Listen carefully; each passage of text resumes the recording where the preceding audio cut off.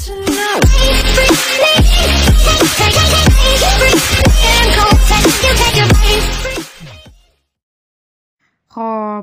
امروز از خودم یه ترک دادم بیرون. ترک؟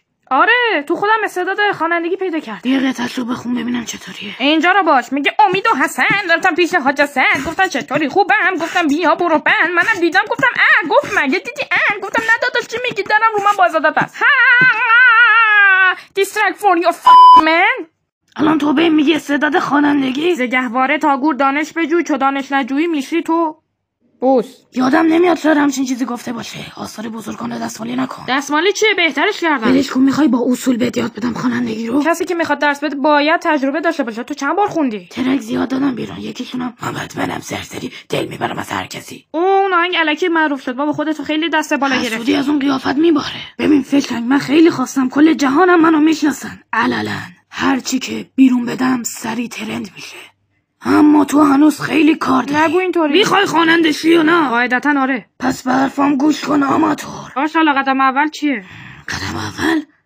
قدم اول چی بود؟ ما قدم نمیزنیم، ما گیتار میزنیم. ببین من خوانندت میکنم چون من باتمنم. تو گوگل سرچ کن پکیج آموزشی. خب یه بار دیگه هم خودتو خراب کردی. اصلا چشه؟ آهنگ به این خوبی خوندم، فقط اینجا رو نگاه کن. آهنگ رو تو گروه محله گذاشتم. منوچ گفته صدات مثل روغنی که لای در میریزیم نرم. محمد جعفر گفته متن آهنگ برگرفته از داستان منه. مسعود ترزن گفته با این آهنگ 7 بار تو روز تر زدم. بیا دیدی؟ نه الان تعریف کردن ازت. خودم هم زیاد مطمئن نیستم. منوچو کار دارم، شماره‌ش گفتم بفرست. منوچ پسرعمومه فقط پسرعمو ازت تعریف کرده.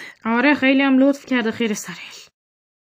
به درد خوانندگی نمیخوره. اون آهنگت قابل پیش بینی بود. درست خسته شدم از زندگی. هی هر روز میخوام یه فرصت برای خاص بودن پیدا کنم یا استعدادمو شکوفا کنم، ولی تو هر وقت که میام تو این خراب شده منو خراب میکنی. امروزم یکی از اون روزاست. خیلی درد بدیه که هیچ کس تو رو جدی نمیگیره. بتمن تاثیرگذار بود. ای بابا ولشون، اصلا با تو نمیشه حرف زد. این روزگار قلب منو داغ داد، خوردم زمین و پشتم و چاک. خوبه دیگه ادامه‌شو نخون. او خیلی خوب خوندم. اصلا میرم با پیشرو تو زیرزمین فیت میدم. پیشرو همینطوری رپر نشده که کلی سختی و زحمت کشیده تا به اینجا رسیده. ولش کن.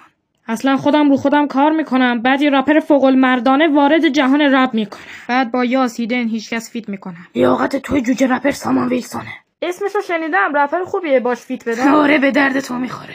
به نظر من از رپ هم بکش بیرون. آقا من برای اینکه بخوام تو عرصه موسیقی پیشرفت کنم باید با آهنگای کودکانه مثل آهوی من گم شده یا ببعی تو بازی گوشی یه توپ دارم قلقلیه شروع کنم و برای پیشرفت به یک حمایت کننده نیاز دارم. نگران نباش سوپی، من حمایتت میکنم. آخ جون برنامه کوداسک. آکومنم جنسای نابیش رو 100 بالا برده. برنامه کوداسک میشه نمیبینه.